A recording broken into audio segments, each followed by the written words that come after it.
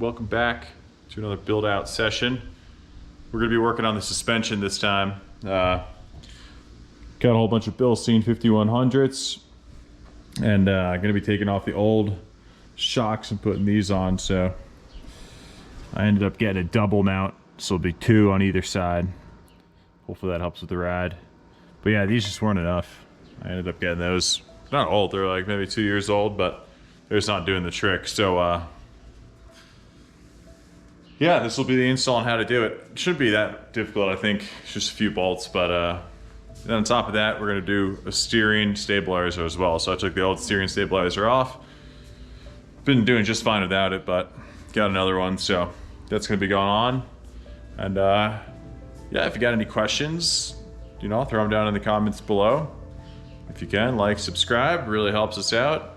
Kind of just switch off between weekend adventures and build out materials, so that's kind of what the channel is all about.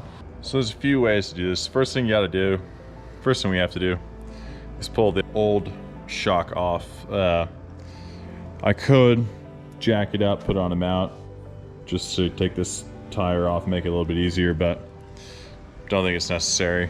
I'm just gonna work on behind the tire. There's plenty of room back here. So I gotta take off this one bolt, and this, and then this whole bracket up here. Let's see if I can show you the better angle here. So this whole bracket up here needs to come off, and then I got a new bracket that will hold the two. So I'm pulling out, and you could tell, but they're not bad, but they're just not meant for a truck this heavy. I mean, I could easily compress it. It's just not enough. So out with the old, in with the new. For the dual shock system, I bought these off Amazon from Rough Country. It was the vendor on Amazon, but they're $100 for the mount. So, and then here, this is what they look like when you unbox them. Yep. So you can see these will replace the old ones. The old ones have a bolt that comes straight out where the shock connects to. This one has 2 different ones, so they'll have one shock mounted here, another shock mounted here, and here I'll show you where they go. Looks like the whole came with new bolts too for both, which is nice. Extra long bolts that go through the whole piece.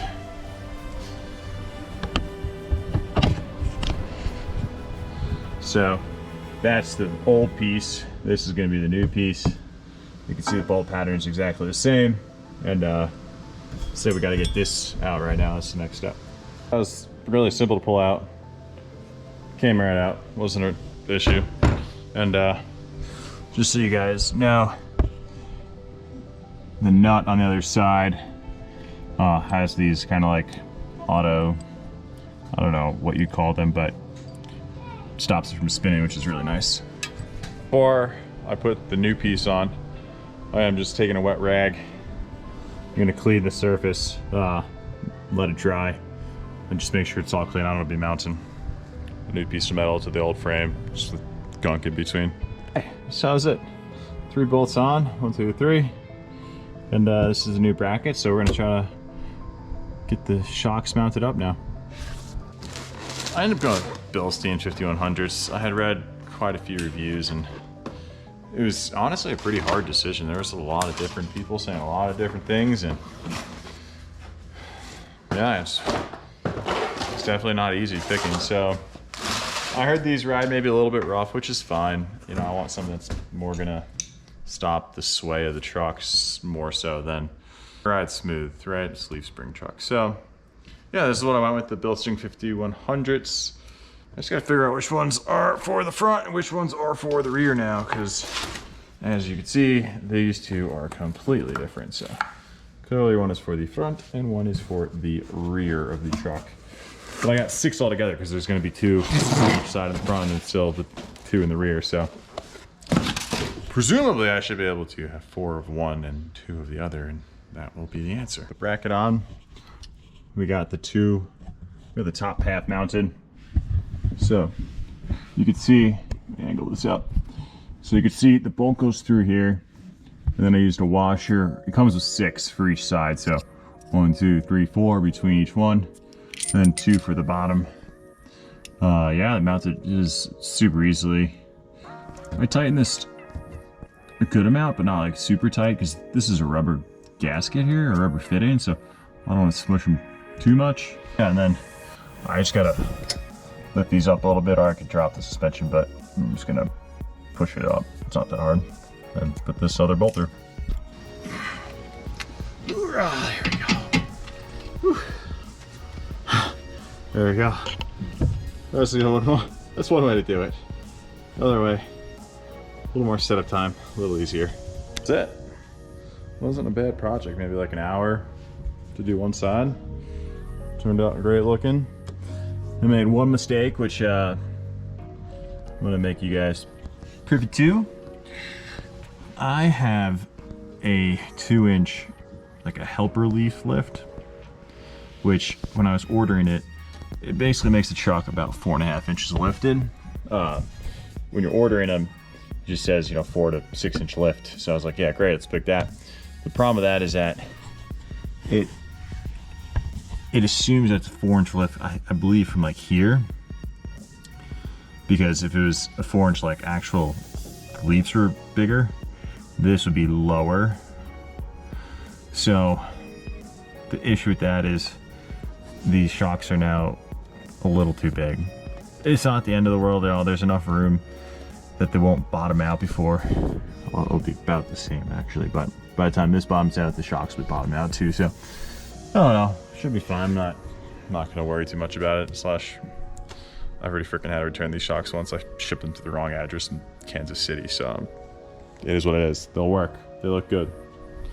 I'm excited to go to the other side. I got one side done, and that's it. That's how you do them. So I'll show you guys a walkthrough when they're all done. I'll do the rear ones next. We'll walk you through how those are done. It's really simple. It's like 2 bolts. So yeah, excited to see how it rides now. Finished the front part yesterday. The front half. We finished the dual shocks on either side, and today we're just gonna crank the back out real quick. Should be pretty simple. It's 2 bolts on each shock. Those are the shocks. Truck, it's just 1 bolt, the bottom bracket here, and that actually mounts to the body up there. It's just 2 bolts up there. Take this out and put the new ones in. Bolts up there. Take this out and put the new ones in. I got my awesome little helper out here. And here's some advice. When you're working, throw a little Crazy Creek chair in there, one of these. That way you can kind of get up higher without, you know, stressing out too much. So the bolts that hold them in are 1/2 inch. Yeah. And you're gonna need an extender like this. Makes it a lot easier to get up in here. Why? Are you talking to Mommy? I am talking to whoever is listening on our YouTube channel. Me? Are you listening? Yeah. I'm talking to you then. So this is interesting. I don't know if I'm missing a piece or what, but you can see here, this is how it's mounted to the frame. This piece. This is the old shock, which the new ones didn't come with this piece. So this either needs to be banged out, which I don't really think is the case, but I'm gonna try because that's the only way it's gonna work. And then here's the new shock, which I believe functions like that. So I gotta pound this out. You gotta pound this piece out, put it into the new shock. Surprised it doesn't come with this. Throw this into the vise, and then yeah, I don't know. I'll have to go do some more research. Shoot. That was exciting. So I'm assuming the shock should have a piece mounted to the truck. My guess is that I ordered an F250 shock and not specific for the Excursion, which might mount differently. So because of that, I took the old shock, which has this piece I was trying to pound it out. It wasn't coming out, so I ended up just blow torching the shit out of it, melting the metal, or melting the like rubber, kind of like this rubber casing like on the new shock. Got this piece out, which is the piece I needed, and then I'm just gonna try to hammer it into here, which this is newer rubber, so it might be soft enough to do it. It's extremely hot right now, which is why I'm holding it with pliers. So I'm gonna go cool it off and try to put it in the new shock and see how it goes. Lube her on up with some Mobile One.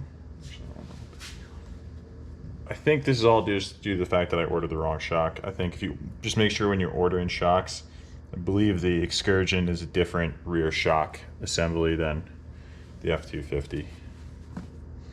Again, I ordered the F250 ones, which is why I'm assuming I'm having these issues right now. It is going in, so that's good.